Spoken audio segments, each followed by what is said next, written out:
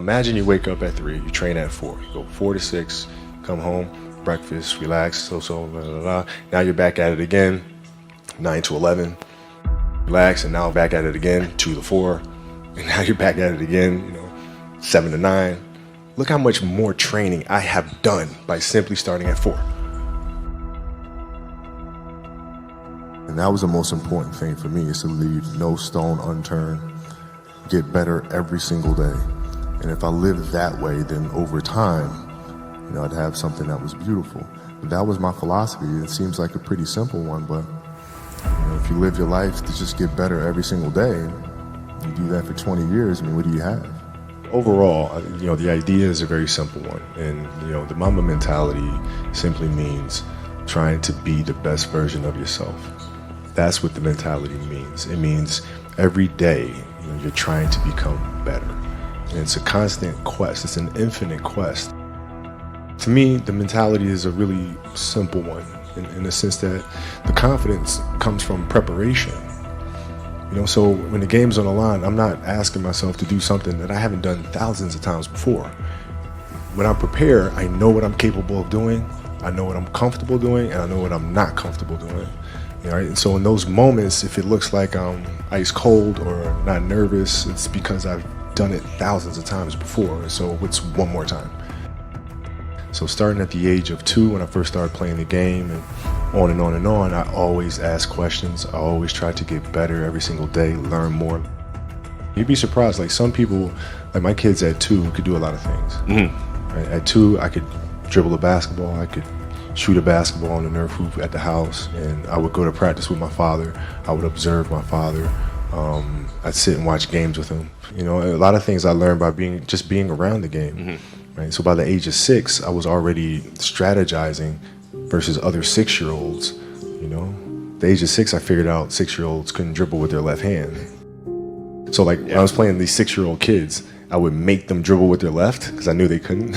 And so they dribble off their foot, I'd pick it up, lay it up. Do it again, dribble off foot, pick it up, lay it up. So at 6 years old, I had 63 points. I just constantly looked for things to learn from, and very observant. The passion came from the love for the game. I loved everything about it, like the smell of the ball, the smell of like brand new sneakers, and like the sound the ball makes when it hits the ground, the ball going through the net, like all those things I love. And so the passion comes from that, because once you have that love, you just want to be a part of this thing all the time. I was born to play basketball, you know what I mean? And I played a lot of different sports, but nothing brought me the sense of peace and of escape, that the game of basketball did. When I need that escape, it's there for me, right? When I need a friend, it's there for me. When I need to vent and don't dunk, and it's there, So the game is absolutely everything for me. I had goals, I had expectations and things I wanted to accomplish, and so like the outside world could not meet that for sure. I knew I wanted to win like 5, 6, 7 championships. That was my goal. For me to come out and say that, people would think I was a lunatic. So no matter what they said or what they threw at me, my expectations were certainly higher. But you can't control that passion, man. Sometimes you just kind of have a fire. You need to keep those flames burning, man. Nothing you can do about it. Like you don't really have much of a choice. Like you wake up in the morning and you go. Even if you tried to dial it back, it'll just build up, and then it'll just like come out 10 times worse than it was before. Can't really control it. There's a quote from one of my English teachers at Lower Merion named Mr. Fisk. He had a great quote that said, "Rest at the end, not in the middle." And that's something I always live by. I'm not going to rest now. I'm going to keep on pushing now. There are a lot of answers that I don't have, even questions that I don't have. But I'm just going to keep going. I'm just going to keep going, and I'll figure these things out as we go, right? And you just continue to build that way. So I try to live by that all the time. What was really your work ethic like, and for how long did you stay disciplined? Well, every day. Since 20 years. It was an everyday process, and trying to figure out strengths and weaknesses. For example, jumping ability. My vertical was a 40, it wasn't a 46 or a 45. My hands are big, but they're not massive. right? So you got to figure out ways to strengthen them so your hands are strong enough to be able to palm a ball and do the things that you need to do. Quickness, I was quick, but not insanely quick. I was fast, but not ridiculously fast, right? So I had to rely on skill a lot more. I had to rely on angles a lot more. I had to study the game a lot more. And but I enjoyed it though. So like from the time I can remember when I started watching the game, I studied the game, and it just never changed. What does losing feel like to you? It's exciting Why is it exciting? because it means you have different ways to get better. There's certain things that you can figure out that you can take advantage of, right? Certain weaknesses that were exposed that you need to shore up, right? So it was exciting. I mean, it sucks to lose, Right. but the hardest thing is to face that stuff. That's a really, really tough challenge. As athletes, the psychology is before you start a game, how can you lock in? You get into that mental space where nothing else matters. You're completely locked in and focused on what you're trying to accomplish as an athlete out here. The noise of the crowd doesn't matter. Whether you're cheering or booing doesn't matter. You're just completely locked in. How do you do that? And if we're talking about, a basketball decision where, read a certain coverage or something like that, I mean, a lot of that comes from the pre-work and understanding what their defensive package is and how to put teammates in certain situations. For example, if you look at players nowadays that are charged with taking game-winning shots, or making game-winning decisions, and you look at the play and then you look at it and say, okay, well, that shooter was there, the double team came, and, the player couldn't do anything but pass the ball, right? Well, that's because they didn't do the pre-work. So when you do the pre-work, you understand, okay, this team in this situation likes to run a double team from this particular angle. All right, so I'm gonna clear that side out, force the double team to come from a different angle, move myself to a space on the floor where it's gonna take a long time for the double team to come, and now I can circumvent the double team and get to a place on the floor where I can knock down a shot or get to the basket. So it's all that pre-work.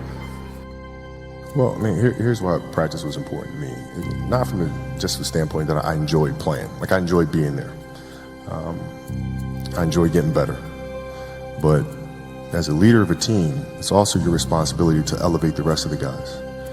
And what people tend to get stuck on a lot is saying, okay, the way to make players better is to pass them the ball when they're open. That's a very trivial way to look at things. What you have to do is you have to get them emotionally to want to be better. You have to get them to an emotional space where they wake up every morning driven to be the best version of themselves, right? How do you do that? And in practice, for me, it was a chance to drive them, to challenge them, right? And this is where you have to know your teammates, because if it's late, we just had a back-to-back and we had practice the next day, and you show up and guys don't feel like going through the motions, don't feel like practicing. It's important to know each and every one of them individually, personally, because then you know what nerve to touch. Some guys, it's like, okay, come on, let's, we can do this. That'll get them going. Other guys, no. You got to figure out what button to push. Powell was always Spain. If I tell them how they lost in a gold medal to us and how they're going to lose again, how I'm going to beat your practice just like I beat you in a gold medal game, you'd hate that. But that's what practice was. You have to drive them. You absolutely have to. And if practice is more intense and harder than a Game 7 will be, then a Game 7 will be easy. But if it's not, then that's when teams start folding and capitulating. I think the best way to prove your value is to work, is to learn, is to absorb, to be a sponge. But you always want to outwork your potential. As hard as you believe you can work harder than that. And that's what I tried to do when I first came in the league. But, basketball is such a direct competition sport. That competitive nature, the work ethic, and curiosity. Because I asked a lot of questions. Playing with Bryant Scott, I asked him a lot of questions. Eddie Jones, who was great at chasing guards off the screens, and I didn't understand how to do that. I would sit with him before practice, after practice. Magic, James Worthy, Kurt Rambis, Kareem Abdul, all the Laker greats, I would always sit down and just ask them questions about certain games that I studied growing up. What actually happened there? What did you feel there and why? Bird tough to defend, why? Because you look slow to me. Like I'm missing something, so tell me what I'm missing, you know what I mean? And so I would always ask questions and try to learn as much as I could. I had a purpose. I wanted to be one of the best basketball players to ever play. And anything else that was outside of that lane, I didn't have time for. At what age did that goal become crystal clear? I made that deal with myself at 13 years old. At 13 years old? 13 years old. That's the you deal were I made. crystal clear about it? Crystal clear. And where did inspiration come from? The love of the game. The love of the game, the challenge. Like I would watch Magic play, I'd watch Michael play, and I would see them do these unbelievable things, and I'd say, you know, can I get to that level? I don't know, but let's find out. Let's find out. And so that curiosity to see where I could push this thing led me down that path, I think. Were you always competitive from the day you were born? You were super competitive? Competitive with things that I participate in. So I'll put it to you this way. So like, you know, basketball for me was the most important thing.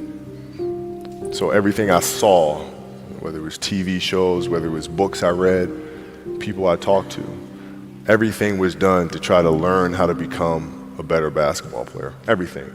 And so when you have that point of view, then literally the world becomes your library to help you to become better at your craft. My competitiveness inside was like, I'm gonna do something in the next 20 years that is better than these last 20. So at 13 years old, I had I had a kill list. And so, you know, they used to do these rankings. It was Street and Smith basketball rankings. And I was nowhere to be found because I was like 6'4", scrawny, like 160 pounds soaking wet. So I was like 57 on the list. And so I will look at 56, 55, all the way up to number 1, who these players are, what club teams they played for. So when we go on an AAU travel circuit, I got to hunt them down, right? And so that became my mission in high school, is to check off every other person, all those 56 other names, hunt them down and knock them down. So when we played at 13, I would size you up and see what your strengths and weaknesses are. How do you approach the game? Are you silly about it? Are you goofy about it? Are you good at it just because you're bigger and stronger than everybody else, right? Or is there actually thought and skill that you put into it, right? And when I'd play to my weaknesses. I wouldn't play to my strengths. I played to my weaknesses. Because when you're playing summer basketball, there's so many games. So there's not a lot of skill work being done. So when are you going to get better? I always work on the things during those games that I was weak at. Left hand, pull-up jump shot, post game. Right, so I have a strategy. How did you get mentally and emotionally so strong where it doesn't bother you? Well, you know, you got to look at the reality of the situation. You know, like for me, it's not, you know, you kind of got to get over yourself, right? And then after that, it's okay, well, why did those air balls happen? Got it. I didn't have the legs. So you look at the shot, every shot was online, but every shot was short. Right? I got to get stronger. I got to train differently. The weight training program that I'm doing, I got to tailor it for an 82-game season so that when the playoffs come around, my legs are stronger and that ball gets there. So I look at it with rationale and say, okay, well, the reason why I shot air balls is because my legs aren't there. I go, well, next year they'll be there. You have to do the hard stuff and watch that game and study that game to not make those mistakes over and over again, just because you weren't brave enough to face it. So you got to deal with it. Face it. Got to deal with it. Face it, learn from it. You don't want to have that feeling again, do you? Right? So you got to really study it, face it. And not to say you'll win the next time you face it, but at least you'll give yourself a better chance. Yeah. It's an obsessiveness that comes along with it. You want things to be as perfect as they can be. Understanding that nothing is ever perfect.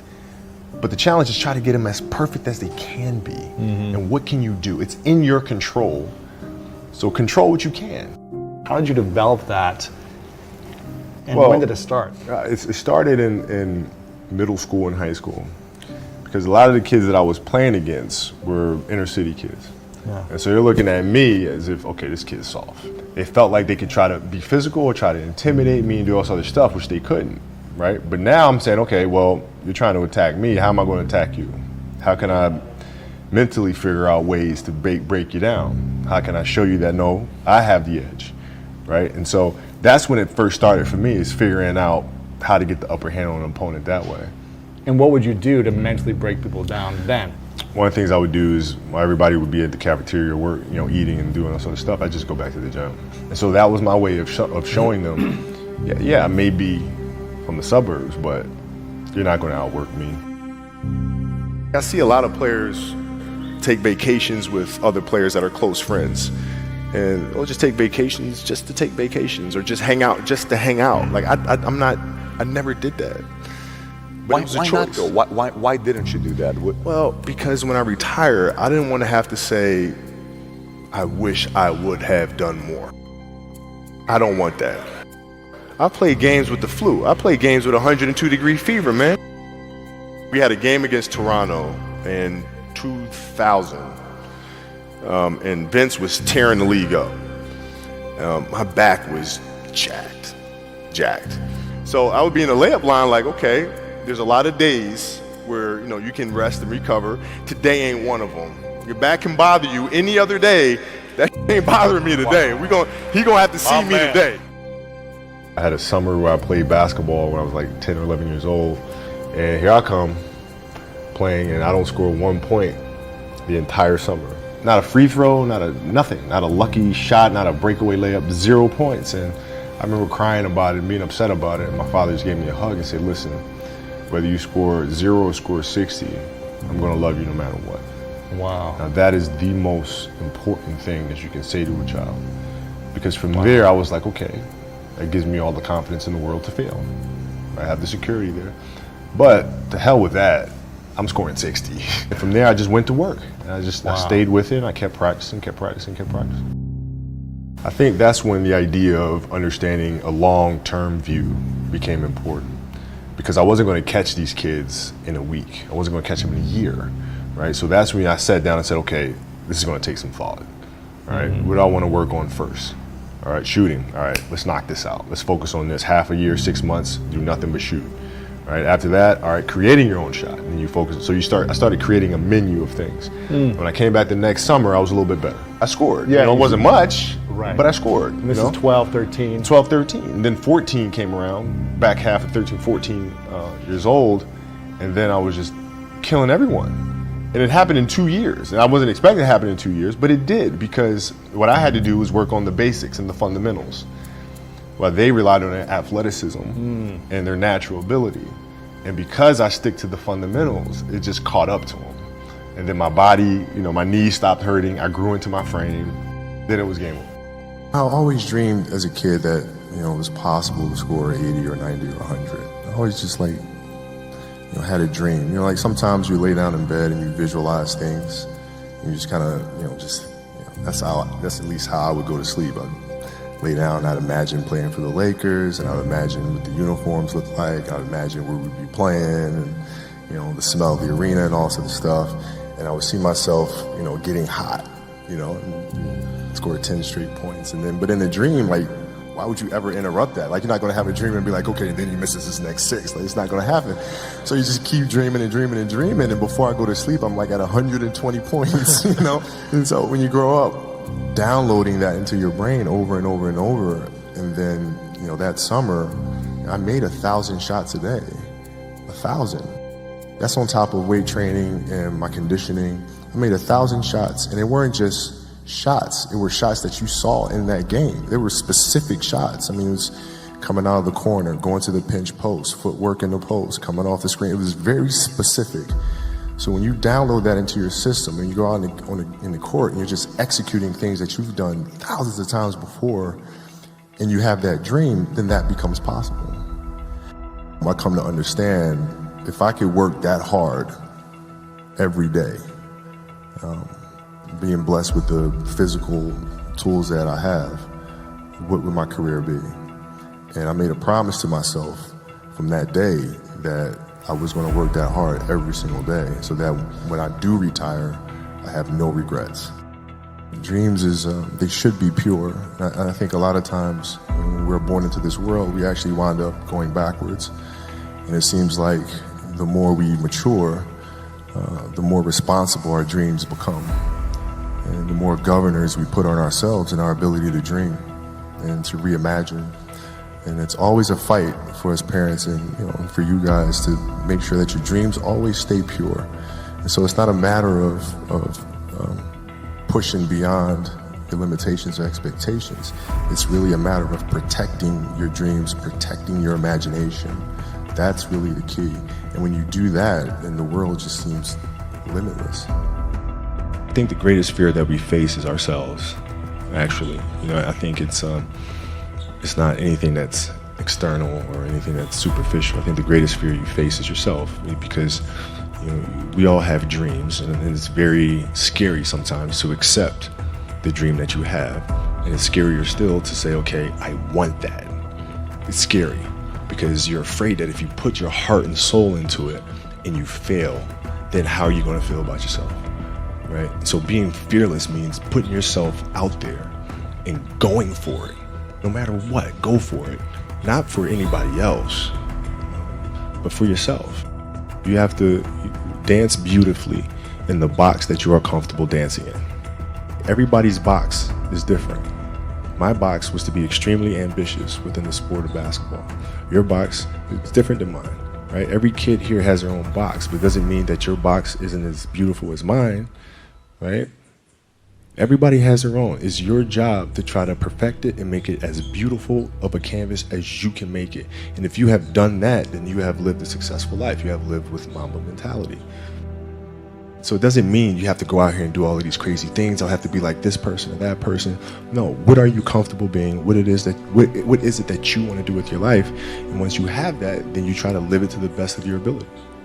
I never looked at it as like I'm just going to, try something completely crazy or like just go out of my box sort of thing. I just looked at it as I want to be one of the best basketball players who've ever played. That's the end goal. Okay, how do I get there?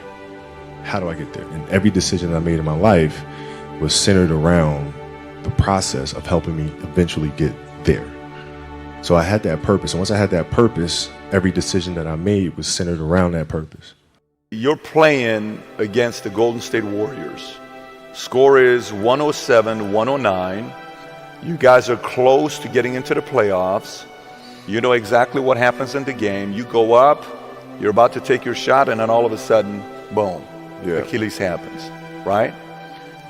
Friend of mine, Nima, he is here just to listen to. He played ball. And he told me, he says, Patrick, I don't think you understand. He says, when I tore my Achilles in high school, he says, 4 friends of mine dragged me to my hospital. I was crying from there straight to the hospital. He says, I have no clue how the hell this guy did it. He went and hit the free throws, and then you walked off the stage. How the hell do you tolerate that kind of pain? I use this. I tell this example, and I think this is the best way to explain it. You have a hamstring injury, you pull your hamstring really, really badly. You can barely walk, right? Let alone play anything. You're at home, all of a sudden a fire breaks out in the home, right?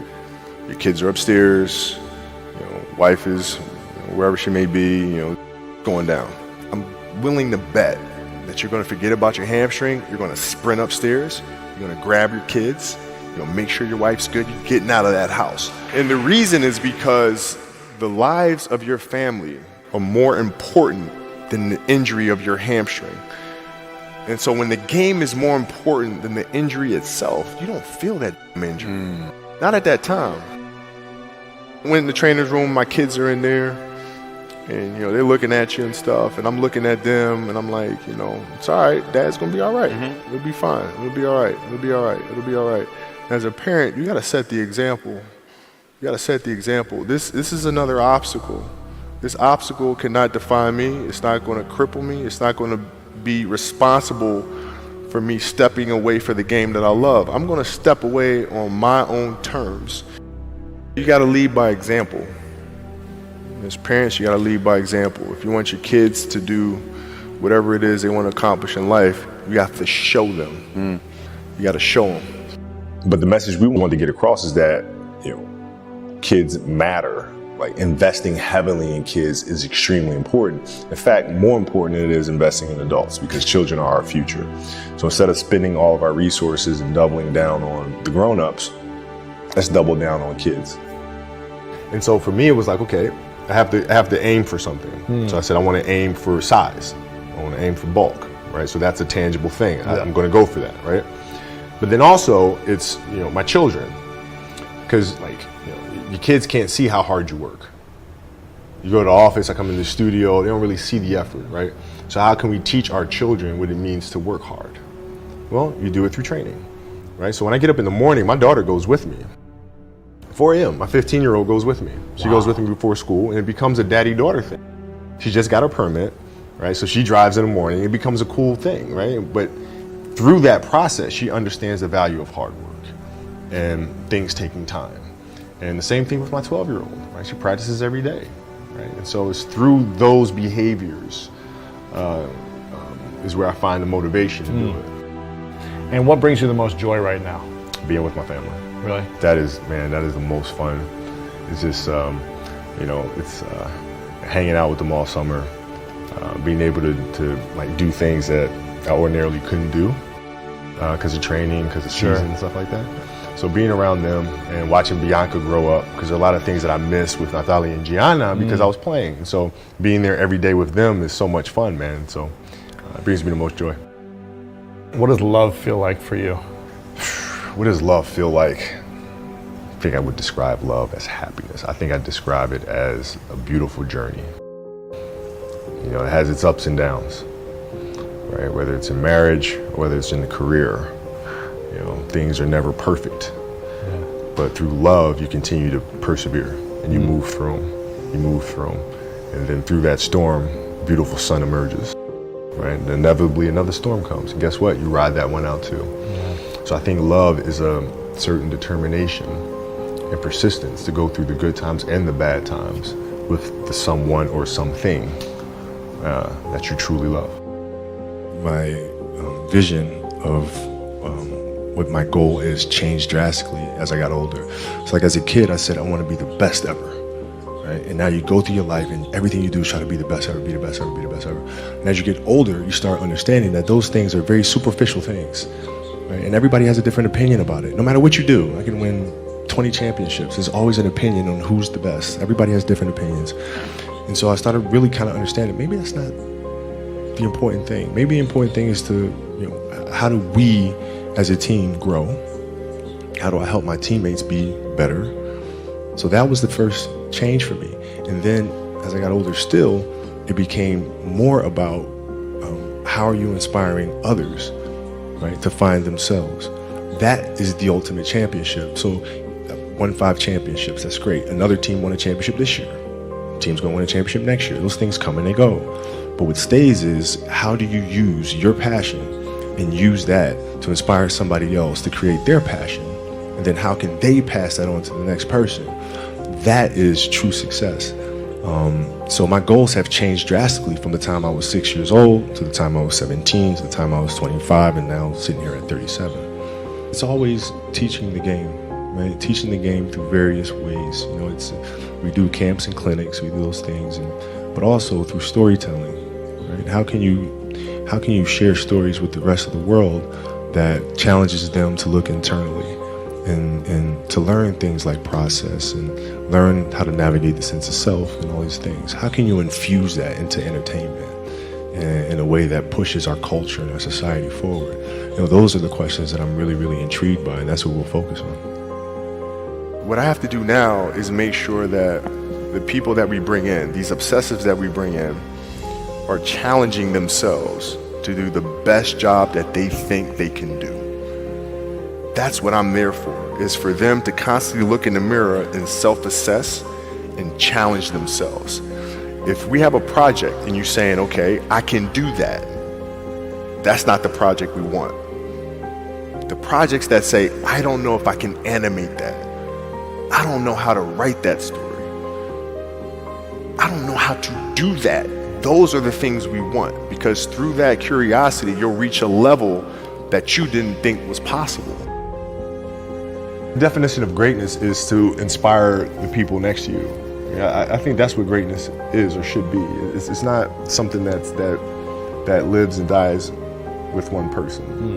It's how can you inspire a person to then in turn inspire another person that then inspires another person. And that's how you create something that I think lasts forever. Yeah. And I think that's our challenge as people, is to figure out how our story can impact others and motivate them in a way to create their own greatness.